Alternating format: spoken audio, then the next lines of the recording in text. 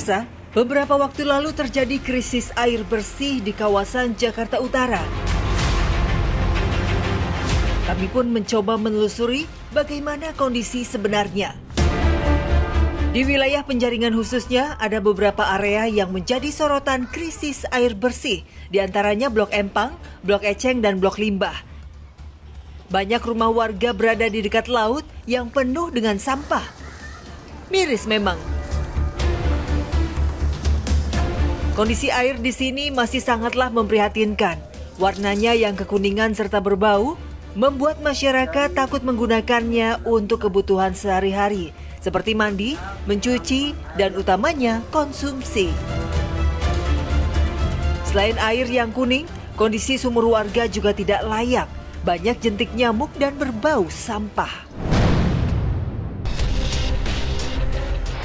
Ya dua-duanya ya, ke cucian juga, terus sama buat mandi ya, PRT ya, mandi sama buat masak lah susah. Gitu. Kita kan kalau masak kan pakai air yang isi-isi ulang begitu. Kalau nyuci-nyuci beras juga kan kalau air-air begini kan takutnya nggak ini ya kan. Jadi kita pakein air isi ulang lagi, dibilasinnya. Sedangkan air pump sendiri kondisinya juga parah. Hitam, pertama kayak hitam, terus bau lumpur. Sesudah bau hitam itu dia berubah lagi, kayak got gitu tuh, got, engkau berbusa, timbulnya apa sih ya kayak biru-biru juga itu kayak air limbah gitu. Terakhir itu kayak air limbah. Setelah itu kami nyalain sampai berjam-jam, 2 jam, 3 jam, cuma hasilnya tetap begini, nggak bisa dipakai sama sekali.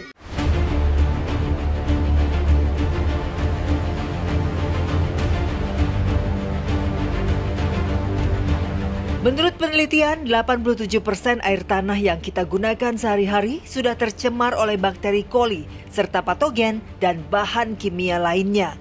Setiap harinya, Jakarta menyumbang 1 juta meter kubik air limbah domestik.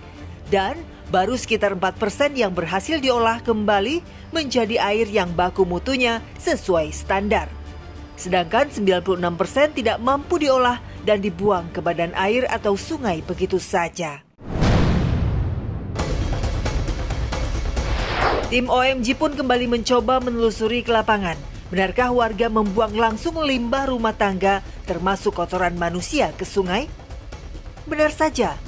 Saat sampai di kawasan Kalisari, Jakarta Timur, kami langsung disuguhi pemandangan pipa-pipa pembuangan dari kamar mandi yang langsung menuju anak sungai Ciliwung. Ya pemirsa, puluhan rumah warga di bantaran sungai ini rupanya tidak memiliki septic tank atau tangki septik dan terpaksa membuang tinja ke sungai secara langsung. Rata-rata sampai semua mungkin buangnya ke sungai. Yang deretan sini ya bang? Semua, mau deretan sini, mau deretan sana, dari ujung sana sampai ujung sini, sampai ke sana aja, semua buangnya ke sungai. Kalau bau, ya bau lah, kadang-kadang ada kecium bau. Kalau lagi airnya benar-benar kering, kecium bau. Kalau banjir, ya tinjanya kan nggak kelihatan. Cuma biasanya kalau habis banjir, kita pakai sabun yang ada kandungan disinfektannya gitu, supaya yang ngurangin penyakit yang gini di lantai gitu. Hal yang sama juga terjadi di Tambora, Jakarta Barat. Ada sekitar 3.000 jiwa yang tinggal di RW 6 ini. Bayangkan betapa padatnya pemukiman warga di sini. Dan cukup banyak rumah kontrakan yang tidak memiliki kamar mandi sendiri, apalagi septic tank. Sementara warga yang rumahnya memiliki septic tank tidak tahu kapan harus melakukan penyedotan. Berapa tahun sekali biasanya? Biasa 3 tahun sekali. Nggak pernah sih, nggak pernah nyedot. Masyarakat awam banyak yang tidak tahu bahwa ini menjadi penyebab terjadinya pencemaran air tanah yang mereka gunakan sehari-hari. Ya pemirsa, tinja merupakan sumber penyakit yang mengandung puluhan miliar mikroba. Air limbah tinja yang mengandung bakteri dan patogen lainnya tentu dapat mengganggu kesehatan masyarakat.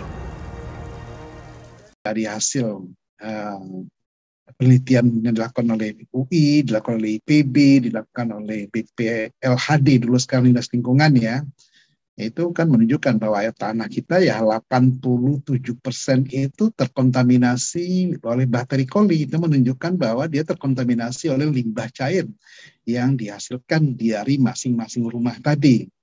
Ya, sehingga ya masyarakat yang tidak punya akses ke air bersih dan memanfaatkan air tanah dangkal khususnya tentunya ya rentan terkontaminasi oleh limbah domestik yang dihasilkan setiap hari.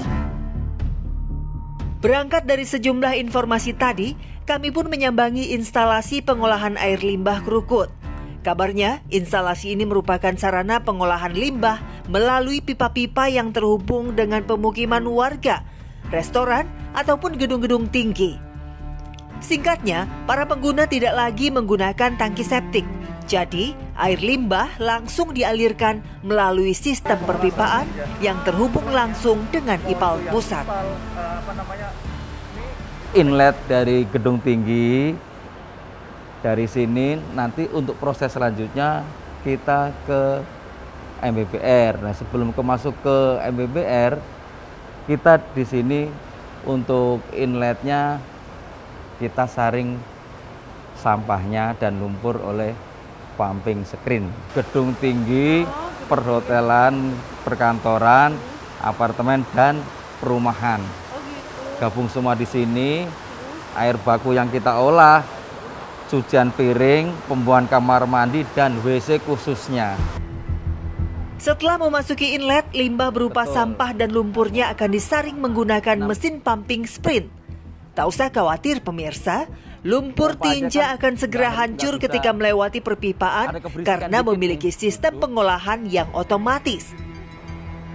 Air limbah yang sudah tersaring kemudian dialirkan menuju proses MBBR. Disinilah peran bakteri sangat penting untuk menetralisir air limbah agar sesuai dengan baku mutu air. Harus pakai teleskop. Setelah inlet channel kita pompa ke sini. Nah, disinilah baru kita awali proses penurunan amoniak, COD, dan BOD. Kami ini menggunakan bakteri. Bakterinya jenisnya Canox 5. Dan untuk medianya kita tuh berbentuk bulat dan tengahnya berongga seperti rumah serangga. Nah, untuk bak pertama dipastikan bakterinya gemuk-gemuk karena makanan datang di sini. Kedua makin kurus. Setelah melalui proses MBBR, air sudah bisa dialirkan ke sungai kembali karena sudah memenuhi baku mutu. Namun, proses pengolahan limbah belum selesai. Untuk bisa digunakan kembali, harus melalui proses aerasi dan pengendapan lumpur. Nah pemirsa, coba lihat perbandingan air yang berhasil diolah dan air yang belum diolah. Jelas terlihat lebih jernih dan tidak berbau. Namun sayang, air ini hanya bisa digunakan untuk kegiatan non-konsumsi, alias hanya bisa digunakan untuk flushing, penyiraman tanaman non-pangan, dan mencuci kendaraan. Sebenarnya pemeliharaan dan biaya untuk sistem perpipaan ini cukup terjangkau. Ini bisa jadi solusi bagi keberlangsungan sumber daya air di Jakarta ke depannya. Sistem perpipaan bisa menjadi solusi bagi mereka yang tidak memiliki cukup lahan untuk membuat septic tank. Namun sayang, sistem perpipaan ini belum mencakup seluruh daerah di DKI Jakarta. Ini kalau kita bicara perkotaan, jangkanya sangat panjang, Mbak ya. Jadi sedangkan problem air limbah domestik ini tidak bisa berhenti. Mungkin kita semua tahu bahwa kita semua manusia tiap hari ya memang harus ada yang kita buang untuk kepentingan kesehatan kita. Nah, untuk sambil berjalannya skala perkotaan, kita mengembangkan sistem SPAL DT yang terpusat skala komunal. Skala komunal ini yang sudah kita kembangkan memang melayani kurang lebih 200 rumah tangga. Ada solusi lain bagi warga yang masih belum memiliki sanitasi yang memadai. Salah satunya ialah composting toilet. alias toilet pengompos. Nah, prinsipnya itu Anda punya kotak. Kotak itu biasa, jadi kotak biasa yang tidak punya saluran. Jadi nggak ada saluran air, nggak ada saluran apapun. Ya, jadi hanya satu kotak sayur berdiri tunggal. Kotak itu akan kita isi dengan serbuk gergajian kayu. Atau bisa juga dari bonggol jagung, bonggol jagung misalnya. Dan berbagai jenis lignoselulus lainnya, biasanya berupa limbah-limbah itu bisa kita pakai. Itu kita pakai sebagai sarana atau kita menyebutnya sebagai matriks atau media untuk tempat tumbuh mikroba. Nah, disitulah di kotak itulah nanti kita pasangin lubang, katakanlah ya. Gampangnya nih ya, lubang itu untuk orang BAB atau BAK. Dengan toilet pengompos, warga tidak perlu lagi memiliki tangki septik. Limbah yang keluar akan segera diproses oleh mikroba yang tumbuh dari serbuk gergaji yang digunakan. Toilet ini juga tak membutuhkan air. Kotoran akan terurai dengan sendirinya. Bahkan hasilnya bisa digunakan kembali untuk menjadi media tanam. Mikroba akan memakan tinja dan menghasilkan CO2 dan air sisa sekresi. Proses inilah yang akan menyisakan mineral pada serbuk gergaji yang berguna untuk kesuburan tanaman. Namun, penggunaan toilet pengompos memang diperlukan kedisiplinan tinggi dari warga agar toilet senantiasa terjaga fungsinya. Sementara kebanyakan warga justru susah untuk disiplin.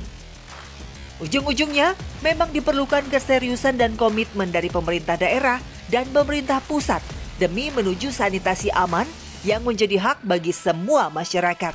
Jangan sampai masyarakat awam menjadi korban sistem sanitasi yang buruk yang tentunya akan berdampak pada kualitas generasi penerus bangsa ini.